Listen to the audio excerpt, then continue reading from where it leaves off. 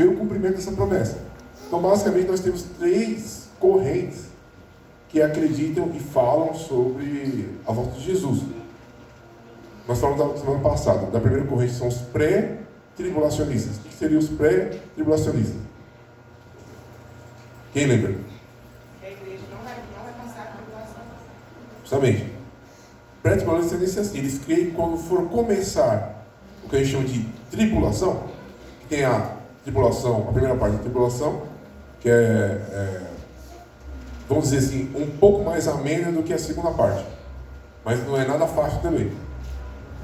Depois tem a segunda parte da tribulação, que a gente chama da grande tribulação. Então, os pré-tribulacionistas, o que eles creem? Que quando começou a tribulação, mesmo a primeira parte, que é os primeiros 3 anos e meio de tribulação, Jesus já leva a igreja embora, certo? Foi isso que a gente falou na semana passada. São os famosos pré-tribulacionistas. Nós mostramos vários temas aqui no gráfico que está mostrando, né? Então, ó, a igreja é arrebatada e logo começa a tribulação. A gente tem os 3 primeiros anos de paz, falsa paz, que o Cristo ele vem para resolver os problemas do mundo que ele mesmo vem causando. Na verdade, hoje nós já vivemos um trailer disso, né? Vocês vão vendo que os problemas a cada vez vão aumentando em todas as esferas da sociedade. Na esfera financeira, na esfera familiar, em todas as esferas. Para quê? Para que daqui a um pouco tempo mesmo, levantar alguém e fazer algo que todo mundo vai olhar e falar: nossa, realmente agora vamos ter paz. E aí você começa o que nós chamamos da pequena tribulação, a primeira parte da tribulação, que é a falsa paz. Então o pré-tribulação, se ele crê que a igreja vai ser arrebatada nessa fase. Começou a tribulação, a igreja vai embora, certo? Depois eu falei sobre uma outra corrente, quem lembra? São os meso-tribulacionistas. O que é um meso-tribulacionista? Essa corrente já crê que a igreja vai ser arrebatada. Tem os 3 primeiros anos e meio de falsa paz, onde o está ali enganando todo mundo. De repente ele se revela e começa uma tribulação pesada mesmo. Então o meso-tribulacionista, ele crê que quando a segunda parte dos 3 anos e meio, dos 7 anos, começarem, Jesus vem e leva a igreja, certo? Então esses são os mestres tribulacionistas que a gente falou na semana passada, certo? E aí eu fiquei de falar de uma outra corrente, que são quem? Quem lembra? Os pós-tribulacionistas. O que seria um pós-tribulacionista?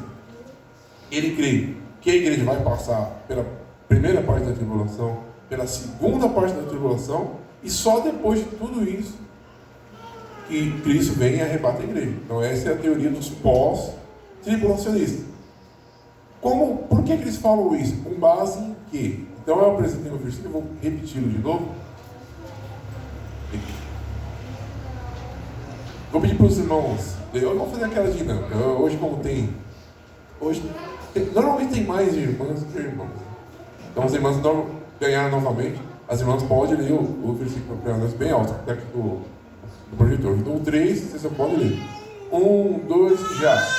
E um dos anciões me falou, dizendo: estes que estão vestidos de vestes brancas, quem são e de onde vieram? E eu disse-lhe: Senhor, tu sabes. E ele disse-me: estes são os que vieram da grande tribulação, e levaram suas vestes e as branquearam no sangue do Cordeiro. Então, é um dos versículos que é apontado pela corrente pós-tribulacionista. Então eles falam, de repente, está lá a grande tribulação, terminou e chega um pessoal. Ele fala, quem são esses que estão vestidos, né? As vestes brancas. Então eles falam que esses vestidos das vestes brancas são a igreja. Mas e aí? É a igreja ou não é? Não faz sentido, não. Não faz sentido. Vamos lá, por quê? Porque a Bíblia fala que se os tempos não fossem abreviados, até os salvos se perderiam. Sim. E esse texto aí vai falar que quando Jesus voltar, os que ficar, os que fugir, os que for para o monte, que conseguissem não se corromper, esses são os que esses versículos. É um bom versículo, mas o pós-tribulacionista, o que ele fala? Não, na verdade era para ser mais do que 7 anos de tribulação. Deus abreviou para 7, para poder, senão nem uma carne aguentaria. Eles falam isso também. Pode ter essa interpretação? Não sei. Mas vamos lá. Aí tem, como eu mostrei para vocês, vou mostrar agora por que a gente não aceita a teoria dos pós-tribulacionistas. Primeiro, se você pegar a sua Bíblia pentecostal, tem lá o escritor da Bíblia, ele mostra. Esse versículo, por exemplo, versículo 53, ele está falando sobre o quê? Ressurreição. Ok, então poderia ser a igreja? Estava todo mundo lá vivinho, nasceu, né? De repente, Jesus volta. Acabou a tribulação, Jesus volta e leva a igreja. Se enquadra nesse versículo? Porque quem foi não morreu em Cristo. Quem foi não morreu. Eu não sei se os mortos que morreram antes poderia ser, mas tem outro versículo que vai mostrar que não se encaixa aqui também. Outra coisa. Instantes depois da transformação dos corpos salvos vivos, Jesus volta. Então, basicamente essa teoria. Jesus voltou, primeira volta de Jesus. Começou a tribulação, Jesus voltou. Ele leva os mortos, todos os mortos que morreram até o começo da tribulação, Jesus vem e leva eles embora. Instantes depois, ele leva os vivos. A teoria que o Donos desses tempos, que é da Bíblia Pentecostal, ele mostra essa. Que nós, das Assembleias de Deus, adotamos a teoria do pré-tribulacionista, e algumas igrejas também adotam a teoria do Mésio. Mas as igrejas pentecostais, na sua grande maioria, não adotam a corrente do pós. Por quê? Agora o que faz mais sentido é o quê? O que é a tribulação? Quem lembra? O que vai ser tanto a primeira parte quanto a segunda parte? O anticristo vai estar reinando. Deus mandando a sua ira para o mundo. Deus ficou irado e ele vai derramar sua ira em 3 fases. Através do anticristo, certo? E da sua companhia, da trindade satânica. Então, a primeira fase são 3 grupos de 7. Primeiro você tem 7 trombetas. As primeiras 7 trombetas já são na pequena tribulação, na primeira parte da tribulação. E são pesadas, como eu disse na semana passada. Olha, você vai ficar ali metade da água, metade da vegetação, os rios todos transformados em sangue, ou seja, quem gosta de pescar, não tem problema, vamos no rio dar uma pescada. Você vai pescar como? Se a água está tudo transformada em sangue. Ou seja, morre tudo os animais. Então já vai ser um castigo bem pesado para quem está aqui. Na segunda parte, são a parte das taças, já vai ser muito mais pesado. São 3 fases com 7 castigos. Um mais pesado que o outro. Sendo o primeiro bem violento também. Agora, qual o sentido de Deus, ele querer derrubar toda a sua ira, tanto a primeira parte da sua ira quanto a segunda parte, na noiva dele? Por que Deus faria isso? Não faz sentido. Por que Deus vai querer? Eu estou lá, a minha igreja me obedeceu, seguiu os meus mandamentos, sofreu ali na terra, foi fiel ao meu nome, mas agora eu vou cobrar todo mundo. O que eu vou fazer antes disso? Vou deixar eles, vou cobrar eles também, vou pôr eles no meio do negócio ali e vou... Não faz sentido. Outra citação. Nesse versículo fala que vai ser tocado uma trombeta. Isso confunde muito. Mas quando ele fala dessa trombeta, ele não estava dizendo as trombetas do Apocalipse, as 7 trombetas. Essa trombeta significa, vai proclamar a segunda vinda de Cristo, mostrando que terminou uma era. E toda vez que se fala de trombeta na Bíblia, está querendo dizer o quê? Que vai vir um juízo ou que fechou uma série, uma sessão. Então, nós lembra que a gente falou para vocês que a gente vivia na era da lei e depois entramos na era da graça. E nós estamos até hoje na era da graça. Quando Jesus vem e toca a trombeta, ele mostra, selou, acabou uma era da igreja. Então, não, eles confundem muito essa parte, mostrando que a trombeta mencionada ali é uma das trombetas do juízo, não é. Então, mais um argumento contra os postos. Tem vários, né? Eu vou mostrar só alguns. Para quê? Para convocar o povo de dos 4 cantos da terra. O que mais? Lembra que eu falei dos 4 cantos? Quem lembra? O que significa o número 4? Eu estou fazendo uma mini provinha para quem estava aqui. Número 4 é o número do mundo, ou seja, Deus ele fecha uma era do mundo e anuncia o quê? Um novo processo para o mundo, certo? Então tem vários outros versículos, por exemplo, você pega aqui em Apocalipse 19, 1, 2, lá diz assim: e depois dessas coisas ouvi uma grande multidão. Quem é essa multidão? Tem um outro versículo muito usado também.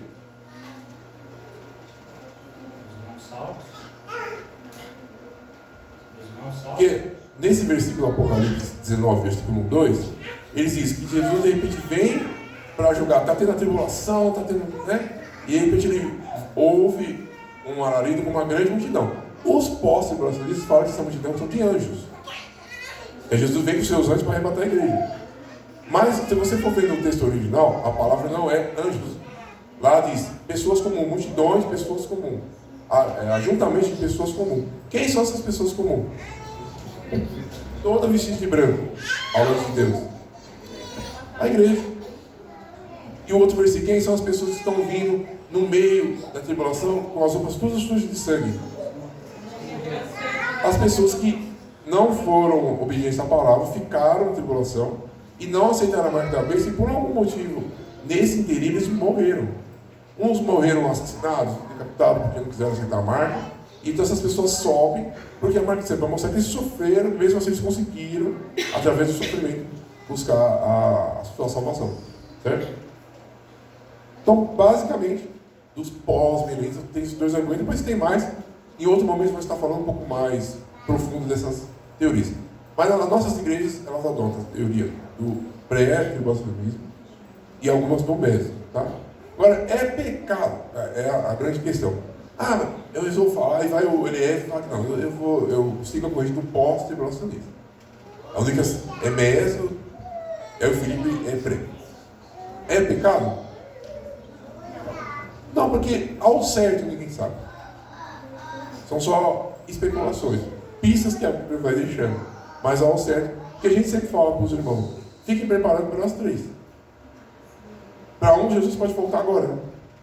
Uns podem falecer, Jesus volta agora. De repente a tribulação pode ter começado e Jesus volta agora como pré.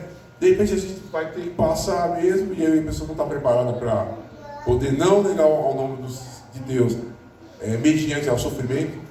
Então é sempre importante estar preparado para passar por tudo. Mas, pelos indícios da Bíblia, a gente segue assim. Vou mostrar a última parte dessa aula, a gente está na parte da 7 igrejas.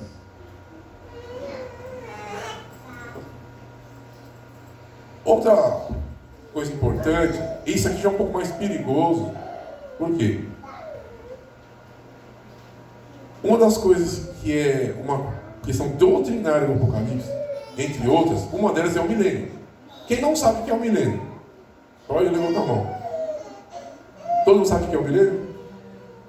Milênio é um trecho do Apocalipse que fala que Jesus volta depois da tribulação, ele prende Satanás, certo? E ele reina por um período de 1000 anos. E aí vai ter uma paz verdadeira na terra. Jesus quer provar ali para a terra que com ele a paz, a esperança, então ele reina por 1000 anos. Tem uma corrente de teólogos que diz que são os amilenistas. O que são os amilenistas? Vê se o pessoal está pegando. Ou seja, eles falam que não existe o milênio. Eles falam, não existe milênio. O milênio foi na época que a igreja foi perseguida, na era da igreja, né? A igreja dos apóstolos, até chegar a nossa era, a série de perseguições que a igreja sofreu. Eles falam que o milênio foi ali. Que não existe milênio, não vai ter esse período de 1000 anos. Certo? É uma corrente mais perigosa, que ela já vai um pouco contra os princípios doutrinários do Apocalipse. A outra corrente são os pré-milenistas, que somos a nossa corrente. Okay? Tanto o pré-tribulacionista quanto o médio-tribulacionista, e o pós-tribulacionista, eles podem ser pré-milenistas, ou seja, antes do milênio acontecer, Jesus arrebata a igreja, isso que ele está querendo dizer. Tem pessoas, tem correntes que são pós-tribulacionistas, ou seja, eles falam que Jesus vai buscar a igreja depois da tribulação, e além disso, eles também são pós-milenistas. Complicado, né? Então tem pessoas que não acreditam no milênio, tem pessoas que acreditam que Jesus vai levar a igreja antes de acontecer o milênio, certo? E tem pessoas que acreditam que tudo isso só vai acontecer depois de 1000 anos. Então é uma corrente que é inverdadeira, não tem base bíblica. São os pós-milenistas. Também tem uma corrente que é os futuristas, mas eu não vou falar dela aqui agora. Ficou claro para os irmãos até aqui? Hoje eu estou pegando um pedacinho da aula passada, para quem estava, agora eu vou realmente entrar no tempo da aula de hoje. Vamos começar agora falando sobre... Vamos dar uma introdução sobre as 7 igrejas. As 7 cartas das 7 igrejas. Né? Quem já leu esse texto das 7 cartas? Levanta a mão, deixa eu ver. Está aumentando o número de pessoas que leram. Bom. Vamos lá.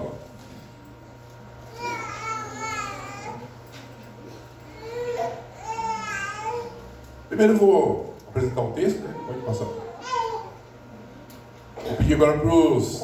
Vamos ler todo mundo junto. O texto tá. Eu vou passando, eu paro, explico, depois vocês vão ler de novo. Os irmãos podem ler. No 3, 1, 2, já. Revelação de Jesus Cristo, a qual Deus lhe deu, para mostrar aos seus servos as coisas que brevemente devem acontecer, e pelos seus anjos as enviou, e as notificou a João, seu servo. Ok.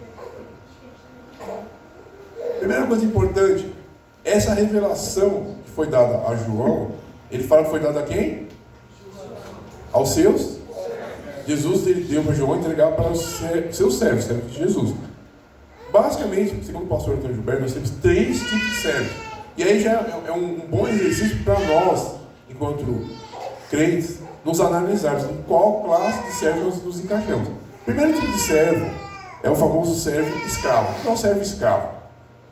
Ele serve a Jesus, serve, mas ele serve por medo. Ele serve porque ele tem medo que aconteça alguma coisa na vida dele, ou ele tem medo de ir para o inferno, então, ou seja, ele serve a Jesus, serve, mas por medo.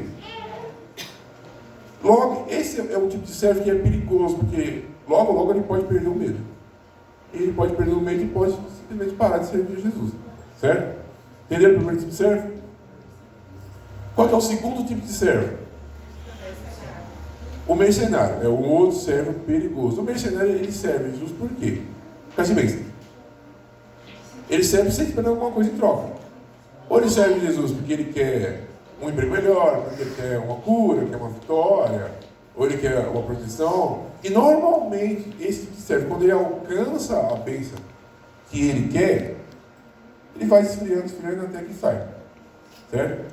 E tem o verdadeiro servo, né? O servo mais esperado, que é o servo filho. Ou seja, por que o servo filho ele serve a Deus? Simplesmente por amor. Ele serve porque ele ama Jesus, ele ama o que Deus fez na vida dele, ele tem gratidão.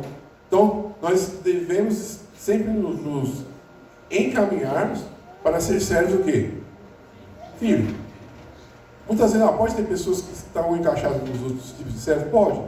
Mas hoje é um dia propício para você buscar essa gratidão a Deus e se encaixar como servo filho. Certo? Continuando agora. Não pode ler. 3 e já. João, as 7 igrejas que estão na Ásia, graça e paz seja convosco, da parte daquele que era, e que há de vir, e das 7 espíritos que estão diante do seu trono. Aqui já começa a complicar um pouco. De levinho, mas complica um pouquinho. Vamos ver. Primeiro, quando o João aqui está dando os créditos, ou seja, quem que revelou? Ele está dando um pouco mais de crédito, os créditos. Quem foi? E ele começa a descrever. O que ele fala? Por parte de Jesus Cristo, da fé ao testemunho, e começa a descrever várias questões aqui. Vamos ver um pouco do que se trata. Primeiro, aqui ele está descrevendo quem? A Trindade. Quem que é aquele que era e há de vir? Deus. Lembra que na escola a gente falou sobre os atributos de Deus? Ou seja, Deus, ele é o quê? Deus é temporal? Não. Ou seja, Deus, ele é onipotente, ele é em todos os sentidos. Tanto, se você pegar para trás, você não enxerga o começo de Deus, porque ele não tem começo. Então, ele é eterno, para trás ele é eterno. Se você pegar Deus para frente, ele é eterno, porque ele não tem fim. E no presente também, porque ele sabe tudo que está acontecendo nesse exato momento, em todos os lugares. Certo? Então, ele dá os créditos. Essas revelações que eu tive, que eu vou falar aqui, é em nome de Deus. Depois ele fala o quê? Os 7 Espíritos de Deus. Esse é o mais complicado. Aí a minha pergunta básica, né? O que são, né, os 7 Espíritos de Deus? São atributos do Espírito, Isaías 11:2. Ó, já está quente, viu? Porque às vezes a gente passa lendo ali, mas é complicado. Você para e fala, o que são esses 7 Espíritos de Deus? E aí, vou pegar o lado de cá agora. Hein? Pessoal aqui da esquerda. O que são os 7 Espíritos de Deus? Quem sabe? Está quente. As irmãs estão ganhando. Está quente. As irmãs estão ganhando. Cadê os irmãos? As operações do Espírito. As qualidades do Espírito. Os frutos do Espírito. Vamos lá. Está tudo muito dentro do que vocês falaram. Mas eu vou pegar um texto aqui e vou começar a acabar para vocês já. Os 7 Espíritos de Deus. Por último, ele cita quem? O que ele fala? Ó, a fiel testemunha, o primogênito entre os mortos. Quem é? Então aqui ele está dando os créditos para a Trindade. Só aqui tem correntes que falam que João teve um sonho, isso não foi. Tem correntes que tem crentes que não acreditam em nada que você está falando. Diz que João dormiu e sonhou, ele teve alguma alucinação. Tem pessoas que falam que foi Deus que revelou para João, não foi nem Jesus nem o Espírito Santo. Mas aqui ele é bem claro no começo. Foi quem? A Trindade. Vamos passar. Vamos lá falar um pouco mais dos 7 Espíritos de Deus. Primeiro, quem falou que eram os atributos do Espírito de Deus? Palmas para a irmã, acertou. Agora, quais são esses atributos? Então, faz de conta que é Deus. Deus é Deus. Deus é bom. Esses atributos são descritos em Isaías 11:2. Eu não vou ler o texto aqui, mas é importante que os irmãos depois leiam em casa esse texto, Isaías 11, versículo 2. Que não são somente atributos, ou seja, qualidades do Espírito Santo, mas são qualidades que ele dá ao homem. O homem, quando ele começa a andar em Espírito, automaticamente o Espírito Santo ele compartilha com o homem essas qualidades. Vamos ver. Primeiro, o Espírito do Senhor é uma qualidade do Espírito Santo. Né? Ele é um Espírito que vem de Deus. Mas no sentido também de senhoria, de liderança. Ele tem um controle da situação. Ele lidera. O que mais? Sabedoria. Então, muito da sabedoria que você tem, a melhor sabedoria é aquela que vem da onde? Do alto. E quem dá essa sabedoria? Qual o elemento da Trindade? O Espírito Santo. Depois você tem lá o entendimento, conselho, naquela hora que você está, nos nossos dias, você está ali passando uma situação muito difícil, não sabe o que fazer. Quem já passou por isso? Você está num dia assim que você não tem resposta, de repente você lembra de Deus, de repente você se acalma, ou então você tem uma ideia, tem uma solução, ou acontece algo do nada, assim, de repente. Não é do nada, é quem? É o Espírito Santo. Espírito de fortaleza, de conhecimento, de temor, ou seja, são essas 7 qualidades. Então, baseado nessas 7 qualidades, que o Espírito, ele queria despertar nas 7 igrejas, ele começa a revelar a João. Vocês vão entender essa primeira parte? Só esse versículo já tem bastante coisa interessante que João ele mostra aqui. Principalmente essa questão dos 7 Espíritos. Alguém quer fazer alguma pergunta daqui? Eu acho interessante que a linguagem que ele usa é a dos dias atuais, que nós vamos viver. Você pega aí Daniel, os outros profetas que falaram, mostra de um jeito diferente, mas é de Apocalipse você vê o que a gente vai viver. E é muito interessante, por que é complicado às vezes você entender esses livros, né? Lembra que na semana passada que eu falei que tem 2 tipos de linguagens? Quais são as linguagens? Quem lembra? Já provei. Figurada e... ou simbólica, né? Lembra de figurada? E literal. Ou, por exemplo, pegar um exemplo, a irmã Beth, eu já abri um texto, que foi em Ezequiel, né? O Jeremias, Ezequiel. É um texto assim, que todo mundo que abre aquele texto na igreja gera. Por quê? É um texto difícil. Por que era difícil? Você vê um cidadão com 4 olhos, cada olho olhando para um canto, os 4 cantos. Aí de repente, quem mais fala do texto? 4 rodas. Olha que loucura. Quem consegue imaginar isso? Ou seja, uma roda dentro da outra roda, um cidadão com 4 olhos virado para lá, outro para cá. São textos o quê? Simbólicos. Ele está usando símbolos. Aí você precisa o quê? Decifrar esses símbolos para você poder ter o ensinamento. É a mesma coisa do Apocalipse. O Apocalipse é um livro muito simbólico. Você vai ter muitos símbolos. E conforme você vai decifrando esses símbolos, vai tendo sentido. E outra coisa que é difícil também no Apocalipse. Você imagina, por exemplo, João, há quase 2000 anos atrás, um pouco menos, né, 2000 anos atrás, ele enxergando os dias de hoje. Como é que ele vai descrever o que ele está vendo? Por exemplo, se João visse... já viu agora na China? Tá aqueles robôs drones, né? Quem viu? Quem viu falar dos robôs drones da China? Né? Que parece uns cachorrinhos, que é um robô que ele anda e vai controlando a população, né? Para não sair, enfim. Imagina João, há 2000 anos atrás quase, vendo isso. Como é que ele vai descrever? Ou ele vendo, por exemplo, um avião. Ele vê um avião caindo. Só que não tinha avião, não tinha nada naquela época. Como é que ele vai descrever isso? Ele vai falar do jeito que ele entende. Ou por exemplo, você vê um meteoro caindo.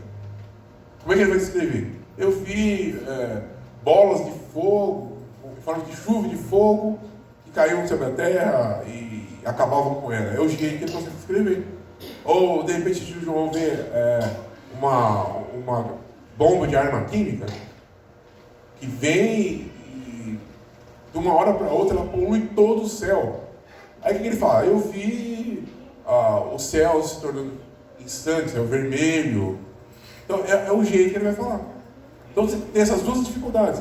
Um, porque é simbólico. E o outro, que ele está descrevendo uma coisa que vai acontecer nos nossos dias.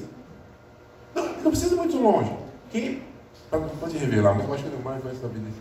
Quem aqui é da década de 80, 70? Acho que não tem ninguém que é dessa. 90, vai ficar mais fácil. Se eu falasse para vocês que eu estou vendo um drone voando e entregando uma pizza numa casa, era incabível, ninguém conseguia imaginar isso. Ou então você pegar na década de 80, por exemplo, você falar que você poderia ir em qualquer lugar e mandava uma mensagem e essa mensagem chegaria no mesmo momento. Num país, não sei quantos quilômetros de distância.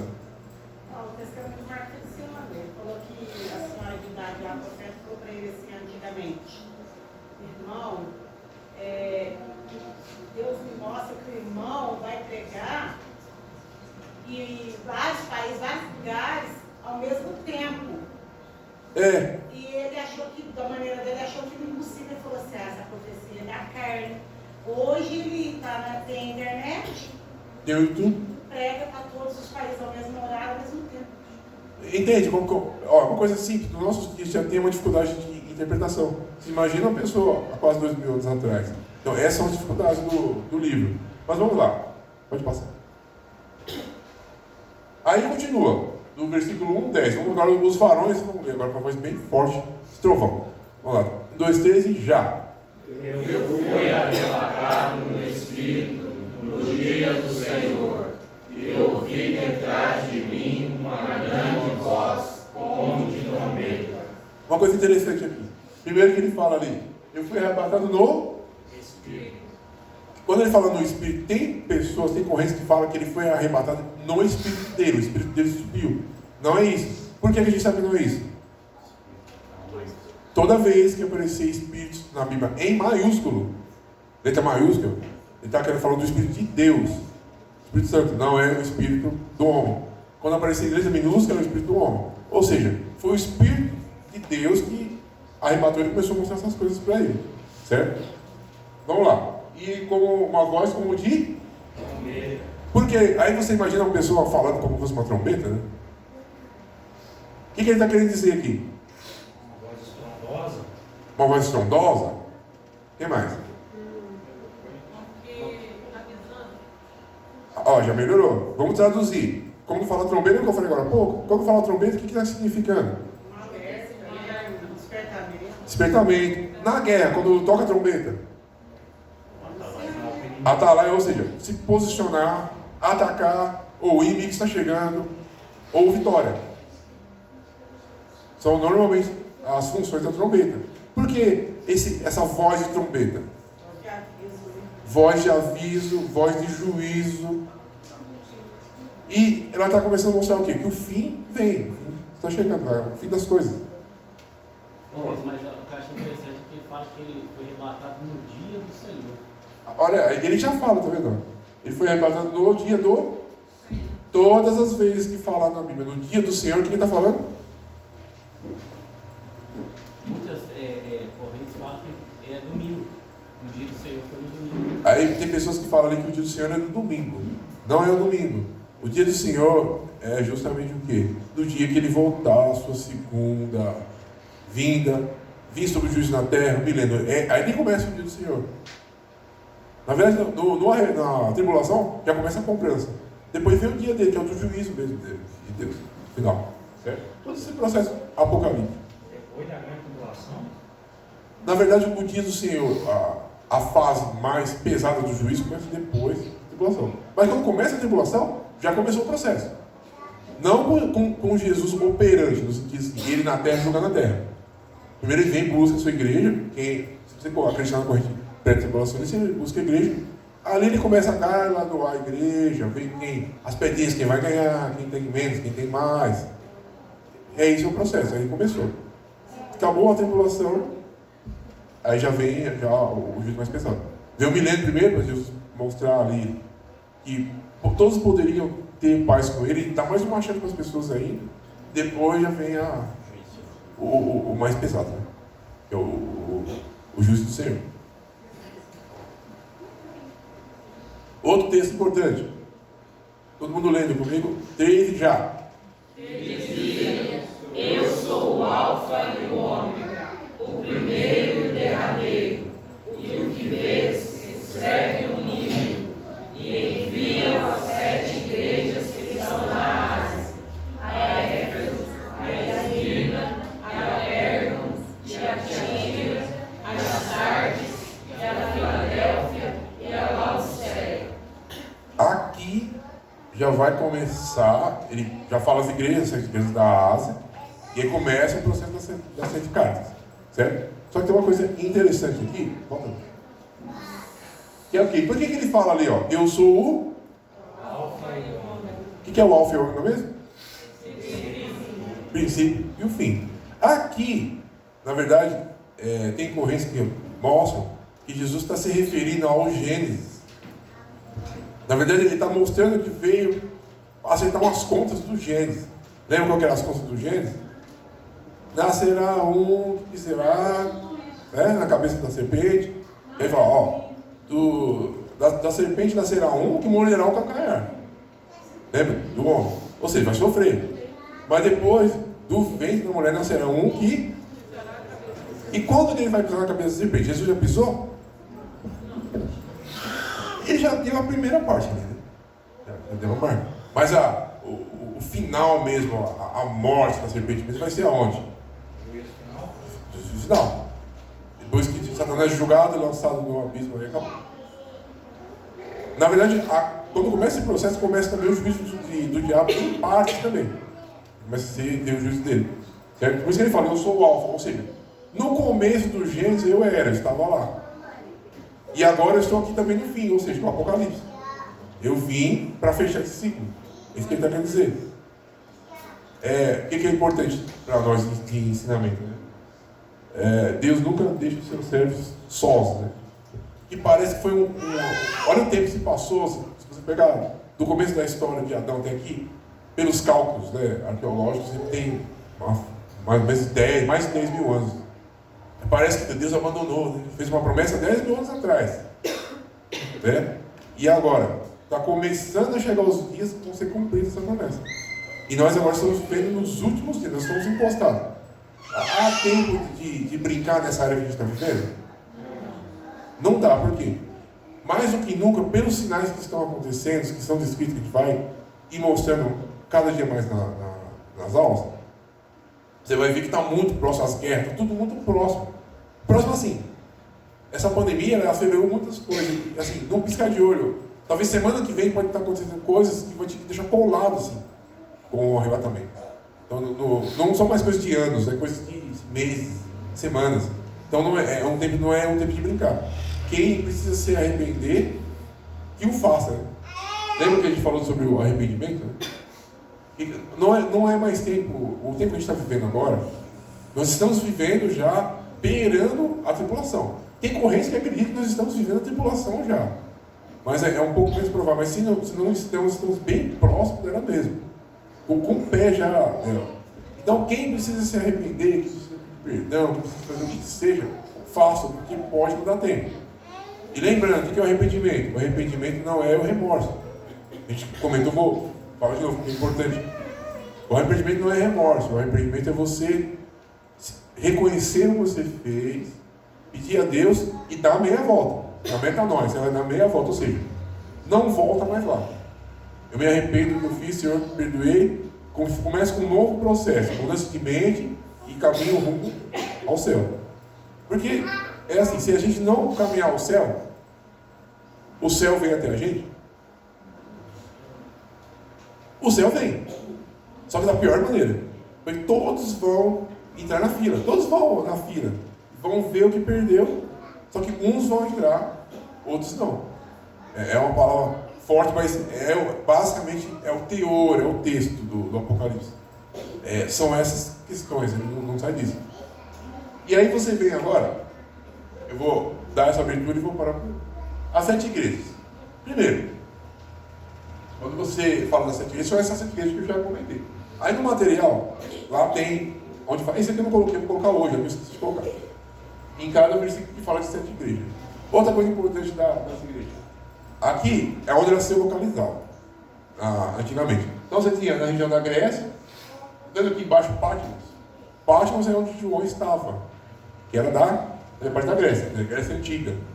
E ali pertinho tinha as igrejas da Ásia Menor. Porque a Ásia está aqui, ó.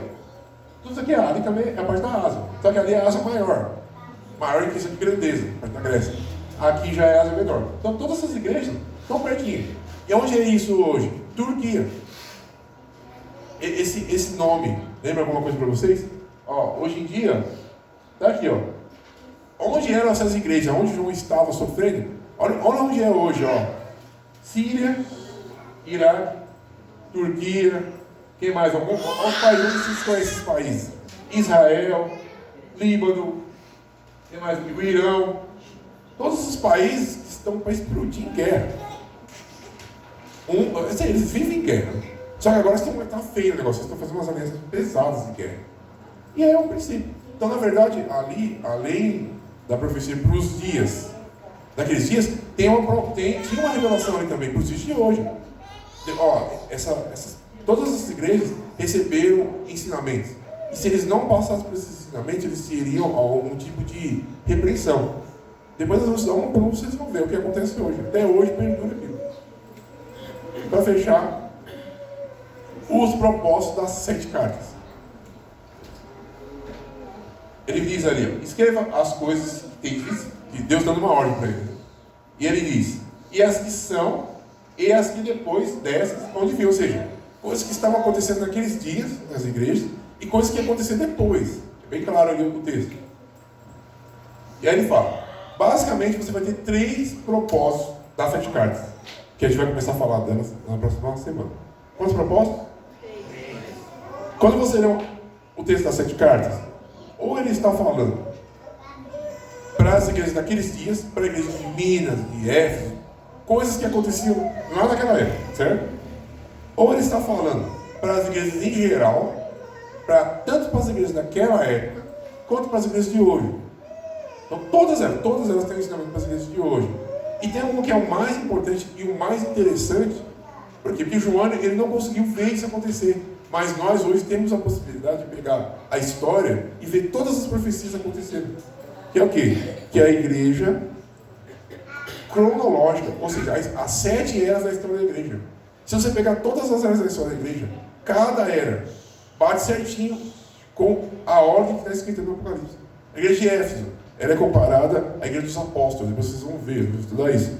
A igreja de Esmina, ela é comparada ao tempo das 10 perseguições da igreja, quando Roma começou a perseguir violentamente a igreja. Se você pegar a igreja de Esmina, é uma igreja que era perseguida também naquela época.